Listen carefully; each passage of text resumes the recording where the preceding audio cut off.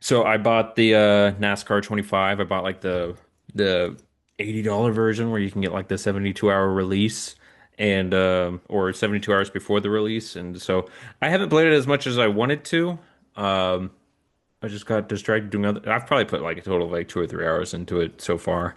Um, and I haven't been like trying to go after it, but it's kind of my basic thoughts on it are I think the career mode is the best we've had in a while. Um, The racing I'm not terribly used to yet in the way of handling because I'm so used to something like Forza. And I haven't really done much in iRacing, so I'm not quite sure how that translates. But to me, like the graphics are fine. Like I'm not huge on it.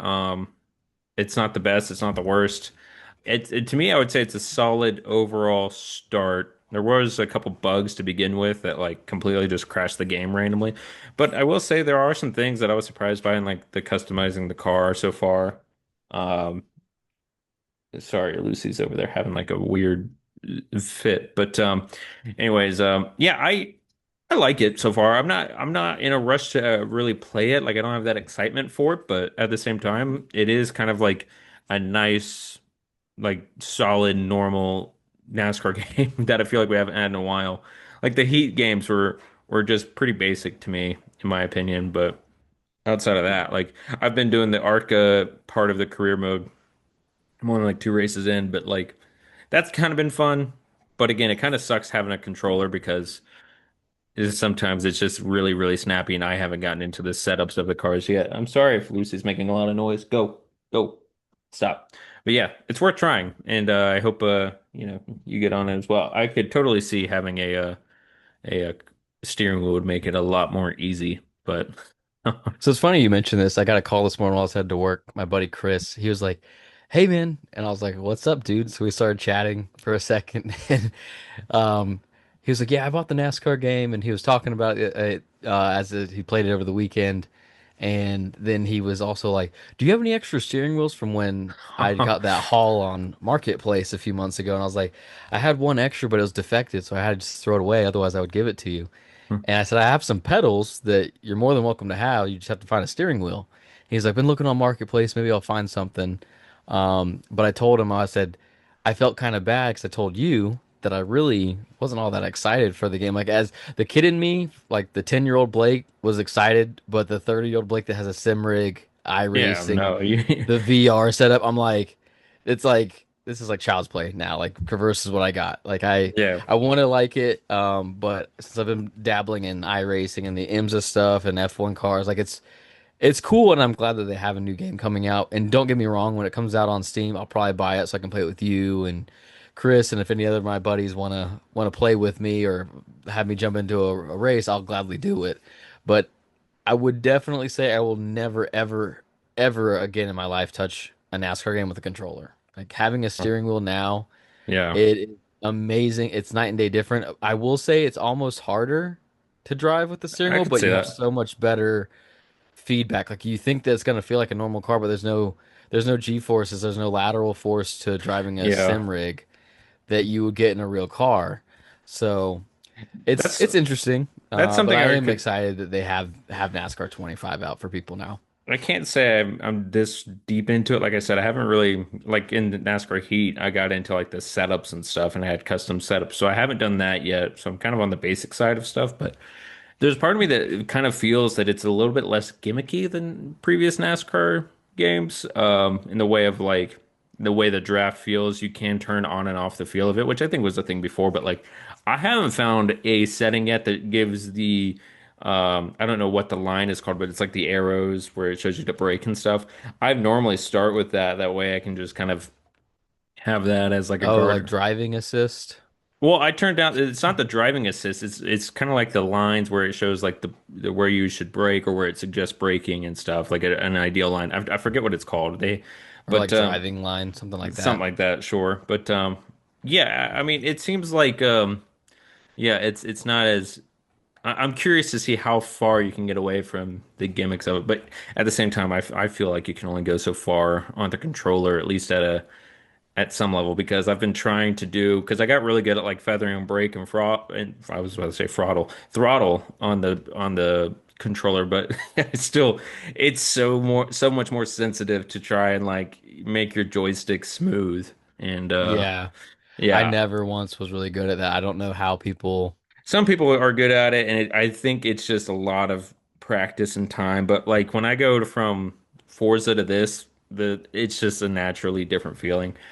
Um, and Forza, I was getting it actually pretty good with it at certain tracks, but I don't know. I'm curious to keep going with it and try it, but like I said, I'm not in a rush to get on it every day or anything. Like it has become my new or kind of casual game, but I don't have online for Xbox. Like kind of refuse to pay for how like it's kind of expensive for just being able to play online, and I kind of refuse to pay it. But I don't know. We'll see if you get it. Maybe I'll get on it. But I think we should jump on into the race weekend and Let's go. talk about it. In a way. Okay, Las Vegas is in the books. Just an Xfinity and Cup race this weekend, so we'll just go ahead and start with the Xfinity race. Eric Almirola sweeps both stages and the win. I wouldn't say he was the dominant car all day, though. He had a lot of challenges for the lead and stuff, but particularly I saw that y'all were out at one point, and I don't think it was Yeah, due we to a wreck. DNF'd. What We was it? DNF'd. I actually posted a video on TikTok for anybody that wants to go and watch it. We were doing our green flag stop. I think it was with 56 to go, something like Uh-huh. that. It was like lap one And he was like, I'm 140, done. lap 140. Five or something like that. So it was like 55 to go and drove into pit road. Looked normal. He gets it like literally two stalls away, starts to arc into our pit stall, and all of a sudden it just like slides to the left. He almost runs into our pit wall, and then he starts saying like it's out of gear, like he couldn't put it in reverse. Hmm. So we were all kind of looking at each other like, okay, we got to service the car, but we can't do a four tire stop in this position. So then we started to the right side, at least get that done. And then if he was to back up after that, so we could transition to the left side, we could at least finish the stop. But he kept saying over the radio while we're hitting lug nuts and stuff, like, hey, I can't get it in reverse, it's stuck. Hmm. So then we went ahead and changed the right sides, and he couldn't get it out of gear. He pushed in the clutch, got it into neutral, but couldn't do anything. Couldn't it wouldn't go into gear. And at least that's what I was told. Maybe it was stuck in gear, but he couldn't do anything but push the clutch, so then he could at least roll in Yeah. whatever gear he was stuck in. And then we pushed him behind the wall. And I mean, at that point, you're running. The lap time's like 30 seconds ish a lap, 31 seconds. You only have at 25 minutes or so to even Yeah. try to change out the transmission. Gosh. If it was a lap like 30 or 40, we easily would have changed it out, and we would have lost like probably 60 laps, give or take, something And like that. that's the transmission? They can change them in about 25, 30 minutes. They're Wow. not crazy They to should change start a out. business doing that. Pretty awesome. But Yeah. what happened to us in Mexico, not New Mexico. It happened to us in Mexico. They were like lap 5, it broke, and then we got back out there. We were 27 laps down, and they said there was an issue trying to get something undone, and it cost them like 10 minutes trying to get that part undone. Yeah. And if they hadn't had that happen, they would have only lost like 15-ish laps. And I was like, y'all can change one in like 20 or 25 minutes. And they said, yeah, it's not bad. I mean, honestly, I've seen the transmissions themselves. They're not these big bell housing transmissions. They're kind of tiny. They're about half Mhm. the size of that. So, um, Kind of but made to yeah, be they switched just out pretty said, quickly. yeah, I mean, they make it where it's really efficient. But Hmm. no, our day kind of ended there. They were contemplating for about 5 minutes, trying to do it, trying not to um, go and DNF, but it really like it didn't serve much purpose. We Yeah. would have gotten out there with like probably less than 10 to go. The only way it would have made sense is if they had started wrecking like within that 5 laps. But Yeah. Jeremy had already gotten out of the car and stuff, and once you get out of the car, you're disqualified. Like you're out of the race. You've retired, quote Yeah. unquote. So kind of sucked. I think we were a decent car, probably on the if we had finished in like the best position, it was high teens to 20th or so. Yeah. We weren't horrible. Yeah, I didn't I was kind of curious. I meant to text you when it happened, but I was also like, well, I'll just save it for the podcast. But yeah, I saw and I figured it wasn't anything significant in the way of like wreck or anything. So is that just a result of just kind of the parts y'all Jeremy and them have to run is kind of I'm or not is really that sure. just I know he just said he was downshifting, and all of a sudden it just got stuck. I don't know mm if that's it had interesting. anything to do with, if the transmission's old or if it was just Yeah. bad shift, what. But yeah, he said it got locked up and he literally couldn't get it out of gear or it wasn't going into gear. We need to get Um, somebody on Pop and Top where I can ask those questions of maybe we can like get Jeremy on here. Maybe after the old season. parts or yeah, old parts and stuff, and like what's the life or shelf life of them if everything goes well. But my scheme shoutouts, can you guess any of them? No. Okay, the 24, which was Trevor Bain for Sam Hunt, is that? But yeah, it was the Olipop SpongeBob car, and I think Yeah. John Hunter Nemechek's gonna run one soon, which I just thought was really cool. I didn't really see him. It was kind of a I weird saw the way. yellow from a distance and it didn't look It's like kind of hard to SpongeBob. miss. Yeah, once you see it, you're like, oh, there it is. Yeah, he was kind of mid-pack the whole day, but yeah, it was. I kind of watched the Xfinity race in a weird way, but my other shout out would be the 48 car. Uh, Yeah, it kind of looked like a throwback to Jimmy Johnson's yeah, a little bit. car. I don't know if it like had a lot of detail in it, if it was It was just just like blue. blue. Blue with like Yeah, a silver number or but something it or worked gray for me. number. Sometimes the simple stuff works for me, or most of the time it works for me, I should say. But yeah, like I said, the 19 of Almirola, as he did sweep all the stages, I couldn't say he was like this dominant car. He was probably the strongest overall, but like the 2 and the 88 gave him a lot to run for from, and especially the 88 and Even him battled a even the lot. 7 was up there for a little Seven while, was up right? there. Yeah, well, he was getting back up there towards the end. I can't remember his issue that because he started on the pole and then something happened and he just kind of spent a lot of time trying to get back up there. But yeah, overall the race was pretty solid and quiet. Like the whole weekend of Las Vegas, I would say is quiet. But overall, I thought the racing was solid. Sure, it was a bit boring in the way of like there wasn't a lot of wrecks, but it was it was fine overall. Like I wasn't like myself, I wasn't bored necessarily, but I was like, yeah, this is probably when I probably wouldn't have like wanted my friends over if they hadn't seen it before either. But you could also make an argument that it's kind of a good solid NASCAR race too. But Yeah. yeah, I mean, whatever. But yeah, like I said, Pretty nothing. simple day. Pretty simple day, pretty simple weekend. It's kind of one of those things where I'm like not trying to push myself too hard to find something out of it because we did have at the end, Jesse Love and Nick Sanchez had a bit of a spicy encounterment, which is not in the sexual way at all. Jesse Why is Love it was up, spicy? yeah, Jesse Love was upset with Sanchez for how he like raced him. I think just the side drafting and um, I was kind of listening to other people comment on it because at first it's kind of like, is Jesse just upset that somebody raced him hard? But then apparently Justin Allgaier kind of chimed in, not in the moment, but like later on, it was like, yeah, somebody needs to tell Sanchez to get a grip over there because apparently he seems to have been kind of upsetting how he's racing people. But yeah, I mean, I didn't. They didn't show anything egregious on the broadcast. I mean, and Jesse Love, you would have thought on those final couple restarts that he would have been up front more, but yeah, he comes home to finish sixth. So I kind of see being frustrated, especially with how he was running most of the day. But yeah, I mean, we'll see how it goes in the future. He was kind of calling back to Portland and how Sanchez kind of ran over him there, and apparently the seven has an issue with him. So we'll see how that plays out. Right. But let's close out the Xfinity race with looking at the top 10. I mean, nothing to be said about the first and second or third, but Corey Day has a strong stage three to come home fourth. He really drove it up there at the end. And I'll shout out Sanchez. I mean, he started fifth, but like Sanchez, whenever he has a good day, it's worth shouting out. Ryan Sieg, who started 14th, finishes seventh. Really good day for that team. Nice. Um, he was I think in the top five at one point, running pretty well in one of the stages too. Um, Other than that, though, I mean, no really like, oh, why are they in the top 10 kind of deal. But Austin Hill, he is a storyline where I'm going to be interested watching him next week because yeah, they're out and kind of when he's kind of one of those drivers like, oh yeah, he is out.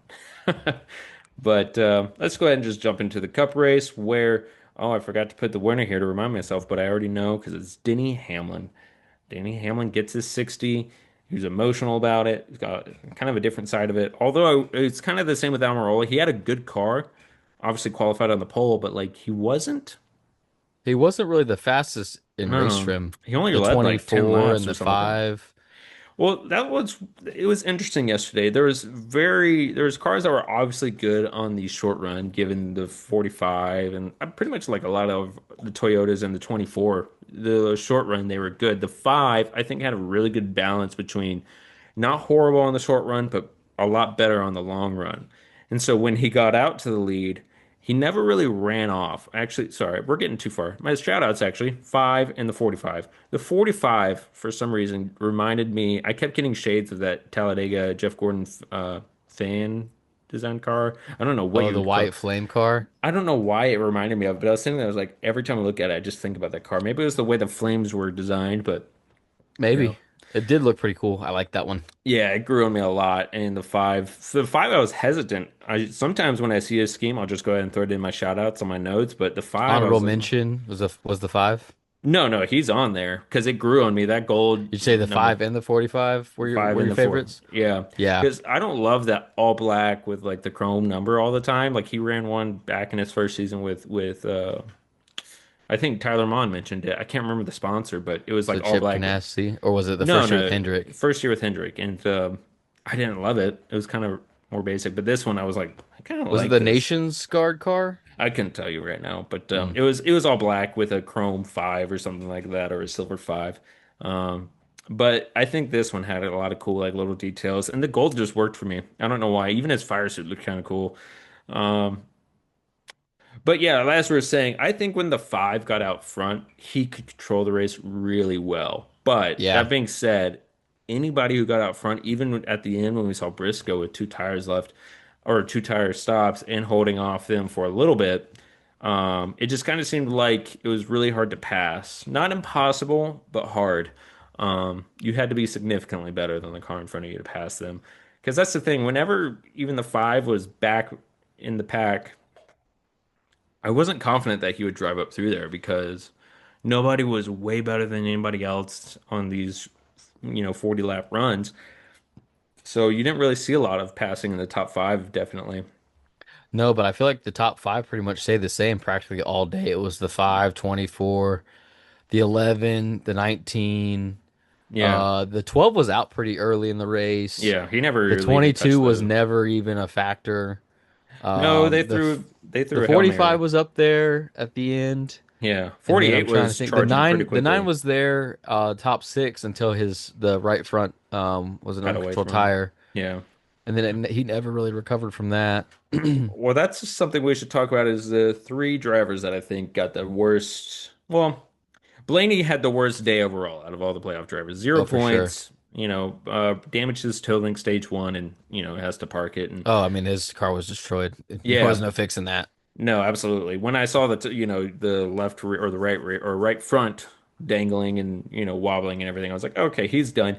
But then we get to, as you said, Chase Elliott not only has a bad pit stop and has to serve a penalty for it, and it puts him a lap down. He's just racing to get back, and then he does get back, but then he gets tapped in the wrong spot, I think, in the big wreck, and I think he damaged his toe link. And Mm, I think that really stopped him from moving forward after that. I think you yeah, kind of saw him drop. But the big one to talk about, Byron, dude. just huge miscommunication. I don't. That gives me shades of when Chris Wright was in front of Justin Allgaier last year at Texas, Oh, yeah. where it was Yeah. like he I got in was trying front to of the remember where I'd leader seen it and before. then the leader got wrecked. Like it's just something that's so rare It that gave me shades of Chastain and Bush at maybe Texas, when I think Chastain or Bush, one of them had like a flat tire, but really slow on the front stretch and just ran him over. Do you remember yes, that? yes, yes. That Yeah. was like 3 years ago. I Yeah, it think was first. 2023 or 2022. It might have been the first It next was gen year. it was in the midst of the next gen tire problems Wasn't that the fiasco. All-Star race? May have been. I'm not quite sure, but it just reminded me of just getting run over in the back. It's Yeah. crazy.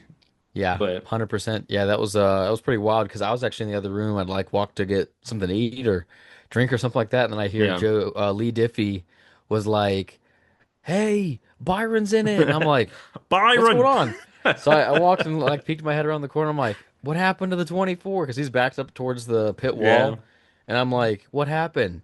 And then I Yeah. see it was the 10, and it was something about getting on pit road, and I'm like, "Oh my goodness!" They were like, Just what was it, 50 laps from the end, and it was like yeah. kind of running away with it. Like all he had to do was just Well, he had maintain already the lost lead. the And lead at that point. did He he? had He wasn't in first. yeah, so coming out of two, he got loose enough to where he wiggled and he had to check up and yeah, Larson flew by him and so Larson actually was already on the better end of the run in the way of his long run speed. And I think I think slowly Got would it. have seen that transition, but either way, Byron, yeah, he had already lost the lead, and then yeah, that happened. Just a huge miscommunication. There seemed to be two barriers where the spotters talked to each other, but then also Ty Dillon should have put his hand out the window. It's going to be a talking point for the week, but I mean, yeah, Damage is really, done. damage is done. But also, good news for Byron is it was stage three, and he had two good stages beforehand. I think I heard 18 points he collected total. He did it. I know he got 18 points. He's like negative. He's like minus 15, I think, right now from Oh, really? Briscoe. I needed to look that up. So, but Yeah. I mean, here's the catch. For the 9, for the 12, for the 24, they're all pretty good restrictor plate racers. I would say the 9 and the 12 are slightly better than William, but at the same time, who's won the last two Oh, Daytona restrictor plate? I 500s? was about to say I would put William above Chase, and that's only because we don't have a lot of stats for Chase in the 19. Um, Um, no, not Chase Briscoe, Chase Elliott. oh, So the Chase Elliott. people that are below the cut line, Chase Briscoe's the one that like of the four that are in, that would be the biggest concern because he doesn't run restrictor plate races or super speedways super well. Like he's not Yeah, a he goes out and wins or he leads a lot of laps. yeah, So that he's the one that I think he just has to have has a good day. Like if he can get some stage points at each break, cool. If he finishes eighth, I think for him and that team, that's a win. yeah. Because neither of the next two tracks are his strong suits. Like he's not a great super speedway racer. I don't think of Chase Briscoe when it goes to Martinsville of like, man, that team No, can go out there and win. But yeah, at the same time, like this is a new version of Chase Briscoe. He's that's what I'm kind with of saying Gibbs. is, He's yeah, been fast pretty much everywhere this year, especially second half of the season. So I wouldn't put it past him to be in the top five at Martinsville. But for Chase Elliott, for Ryan Blaney, for William Byron, and then even Logano, Logano's won restrictor plate races before. I don't know why I keep saying restrictor plate races are not technically restrictor plated anymore, well, the but thing that's about what I like, grew up calling them. Is yeah, this is a such a wild card weekend. This goes for even the truck deal with us this upcoming weekend or anybody in the cup race. I mean, any given point, someone can win a stage. You can win the race, and who knows if it's going to be anybody in the actual round of 8 right now that's going to win. So it's more or less just collecting as many stage points as you can. it is kind of funny because I made a note real quick to go back to the Xfinity stuff. I made a note for Zillich and I said Zillich just needs to not get hurt at Talladega. He can Yeah. wreck out first stage and be fine. He was like plus what 70 something. But like the biggest thing is he needs to not get physically hurt and put him out, you know. Yeah. And because that's I mean what was he got hurt at Talladega, but Talladega and then Watkins Glen. yeah. So I mean, he needs to chill out, literally just have a physically good race, and that's Yeah. about it. But yeah, I am. We'll get to that in a second. But to kind of close out the Cup race, to look at the top 10, Kyle Larson, who, if I was, this is not me just being a Kyle Larson fan, statistically throughout the day, I think Larson deserved the win, but it was cool to see Hamlin win. It meant a lot to him. You could see it. He had a fantastic setup on the restart. I think they played that really well to where I think when their last pit they had a mess up, but I think they had a long pit, I should say. But I think the crew chief, I can't remember his name at the moment, Chris Gale, is it? I think Um, it's Chris Gale. Because it uh, was Chris Gabehart and it's a very Chris similar name. Gabehart, yeah. That's where I was like, I already get Christian X confused. But anyways, yeah, they really set that car up for a good short run, and it really showed. I think Larson would have had a hard time holding him off if he even got past Briscoe. But yeah, that last restart didn't set up well for him. Christopher Bell, man, two close calls. Yeah. Did you see his onboard for getting past Byron, and then Yep. also he got sandwiched between Ty and Van Gisbergen? Man, he, SVG had a pretty cool car. Did you see his? I did, and they highlighted it at one It point, looked a little bit like Bubba's from 2 weeks like ago. the Kansas. stealth car, the Air Force Yeah, it stealth kind car. of looked like the Yeah, stealth car in my opinion, black with gray. I kind of wish it was more colorful. I don't know, but it was apparently some sort of tribute to New Zealand. I, Okay. for some reason, I just was like, I wish that was colorful. I don't know. And so, yeah, it was kind of on my radar. I mean, Alex Bowman's scheme was like on my radar just because it was different, but ultimately, like, I was like, I'm not gonna shout him out. I don't want to shout out anything mental health or New Zealand wise.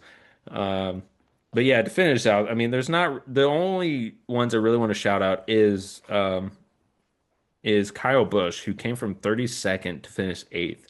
And man, I think they got lapped in the first stage, and they were so quiet, and then just came home in eighth. So good bounce back for them. Ryan Preece and Brad Keselowski both finished ninth and 10th.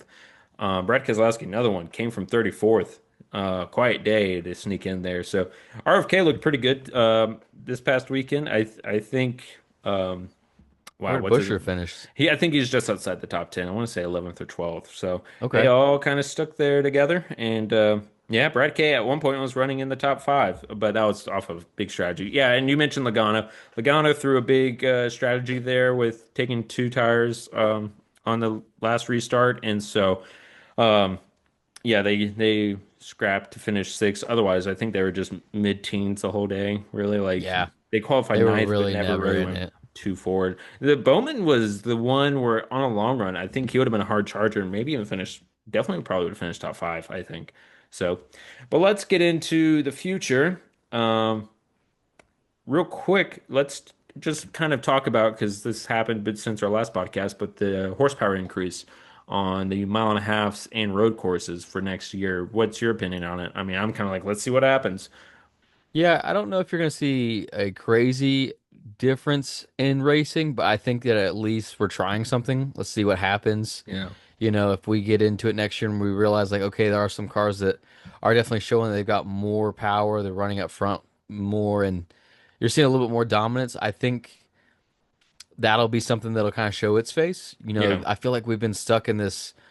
You're almost like it's almost like you're running in water Yeah. almost the last year or two with this next gen car. It just feels like everything is so equal that it's made it so hard to show like the driver's skill with this car. I think there's some driver skill in this car, but at the same time these things are so equal that it's almost not fun to watch at times.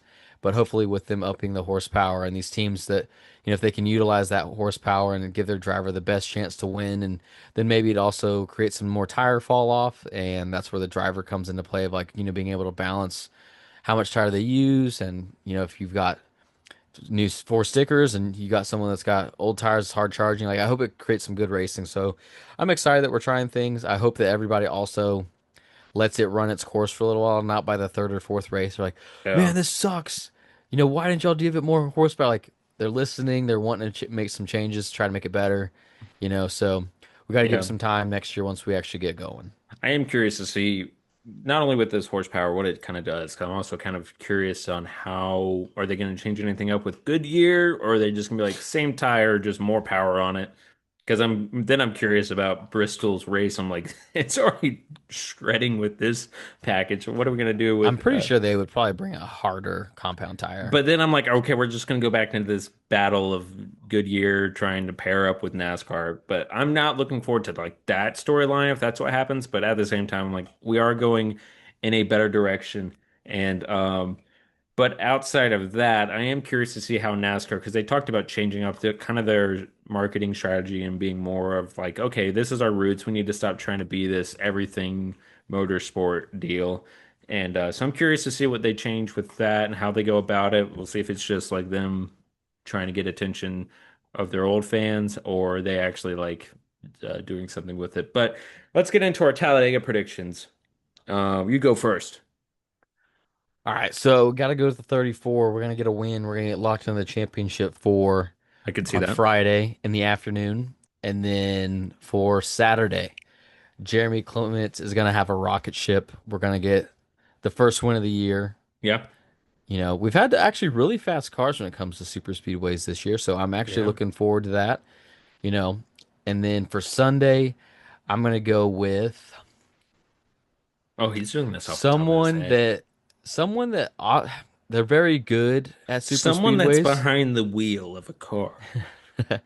They've won this race a handful of times, and they seem to always just be there at the end. I'm gonna go with Ricky Stenhouse. Oh, didn't he win last year? No, I don't think he's won in the next gen car. Oh No, no, he's won in the He's next won gen car. Daytona. I think he won the very No, it was Talladega. first. No, he won the second Daytona I'm, 500 in the next gen car. and then he also won a Talladega race in fall. I'm pretty sure it was last year because it didn't count for like at least the playoff stuff. You Did he can win it fact last check year? me. Yep. Yeah, I'm pretty sure I everybody's don't on remember my him side. winning it last year. Nope, he won it. Well, it was at one point he won it in the I want next to year. know. I'm gonna look it up. You look it up while I tell you. I'm going with the trucks, as I do think y'all with Riggs and for the Xfinity with Clements. Y'all absolutely have a chance on both teams. However, I have to be the different one. Trucks, I'm going LaJoy. I think LaJoy is going to bring some good knowledge of drafting and winning in the trucks. With Xfinity, Parker Retzloff. Um, You are did you, right. It I was am right. Ricky. That's right. That is You're awesome. welcome. I do not remember that for some reason, but I was thinking about that pick earlier today, and I was like, who am I gonna pick for the Talladega Cup race? And it hit me. I was like, you know who's always kind of sneaky good at these races? It's Ricky Absolutely. Stenhouse. So Yeah. I His forget that. Did he win the NOSCAR last year? No, it was like a Irish. It was one of the Kroger kind of off-brand, not off-brand Kroger, but like it was green. Let's go with that. It was Uh green. yeah. That's all I know. Anyways, yeah, Parker Retzlaff for Xfinity is what I was gonna say. I had Sammy Smith at one point because Sammy Smith seems to have that like he'll have bad races, but then he'll have the clutch moments. And so, but I'm gonna go with Parker Retzlaff. I kind of have a whole weekend of non-playoff people winning in my predictions because for Cup I have Carson Hocevar, Okay, who that's a solid pick. is a little bit more reckless than Recky Stenhouse, but I think he I've could the put it only other together. person I would possibly pick over Reki is Michael McDowell. He's always somehow there. Yeah, absolutely. I So could maybe totally. instead of me picking the last year's winner, because I totally blanked on that, I'm gonna go with Yeah, Michael McDowell in the 71. that's not bad. Well, I am excited for Talladega. Oddly enough, like I think I've said this many times. I am a Larson fan, and so him being like plus like 35, I feel a little bit better. I mainly just like let's survive stage one. Let's get points in stage one. Like it's still one of those things like he's gotten better at super speedways, but I'm also like it's just a super speedway. Like it's so unpredictable. I don't envy anybody in the playoffs going into this race, but um, I don't know, something I'm like, let's just see what happens. Let's just throw it against the wall. Um, Yeah, and so it's probably nice for Denny Hamlin. He can literally just drive in the back the whole time. But yeah, I'm curious to see what happens and curious to kind of see how this all plays out. It's going to be a packed weekend. And which let's end on my last question that I meant to ask earlier. But this kind of feels like Denny's year if you're to play it out with pairing it up to his last couple attempts, getting into the final four at least. And this he's already comfortable right now at Phoenix, or he's already comfortable from having won Vegas, and he's actually good at Phoenix as well. Like he finished second to Christopher Bell barely in the hmm spring, and this is just a track that plays to his favor. So part of me wants to just go all in on Hamlin and say this is his year. Like even if the three Hendrick cars get in, or even if a Penske car gets in, I think Hamlin has a very interesting determination this year, and I think he's got a lot of momentum right now. So yeah. I was gonna say that earlier when we were talking a little about the Cup race. I kind of forgot to, but I was thinking of it earlier this morning. I'm like, of all the guys that kind of it's probably most deserving to get it to Phoenix this early, it's the 11. yeah, He's been what the most consistent, like over the course of pretty much the whole year. He always kind of wills himself to a win, or he's very close, top five, like he's second. Um, I think it was Pocono. He ran behind Briscoe, if I'm not mistaken. He something like couldn't that. Yeah, couldn't get to. So I mean, I think about some of the seasons he's had. And this is one of the seasons that really stands out that he was been really good. I think he's got the most wins on the yeah. year of Oh more than yeah, any driver. I think So he's at I six think with Vegas. six. But yeah, it's just of all the cars. If you were to like ask me who I think deserves to be in the final four right now, it was the 11 is easily number one, and then the other three, like the five, the 24, maybe the 24 is the one that probably sticks out the most. It's had the most bizarre season. Um, Yeah, it's weird but if we're looking at consistency. I mean, literally the nine set a record for consistency this year, but yeah, the five is also being consistent. They did have a lull, but to their standards of a lull yeah, too. it's Um, not their typical yeah, type of it's just season, them not being dominating in a winning fashion for 20 races. Now going to be right? 21, but yeah, and so it's like I would say the Hendrick cars have been consistent this year. Byron out of the three that are in have been the most like up and down. But It's always frustrating with Logano because he can he kind of does just He really, he always somehow shows up, and then he's like they're yeah. in the final four. But I mean, you could also say Blaney, he's been consistent, but he's just kind of what Larson was the past couple years of like wreckers or checkers in a lot of ways.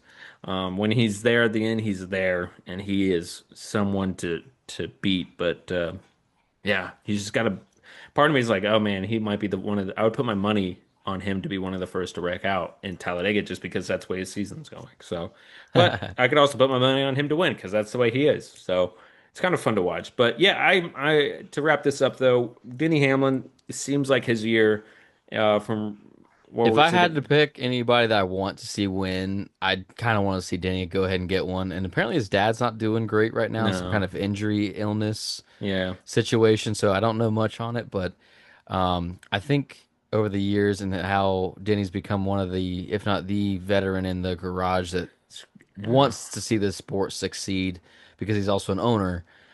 It's like, man, I kind of want to see you go ahead and get your championship. And who knows how much longer he'll race, but um, it's been kind of an interesting love affair for Denny Hamlin. Like growing up, like kind of not knowing who he was when we were younger. He came in as a rookie, and we watched him win the Gatorade duel. To then he kind of became this like you're just kind of Villain, another driver, like villain-esque, yes, but it's just he wasn't my favorite driver as a kid. To then yeah. now he like I got into the sport and everybody was like, oh, he can be kind of a dick to his pit crew, and then as I got older and kind of found myself and then seeing him and what he represents, I'm like, I'm a lot like Denny.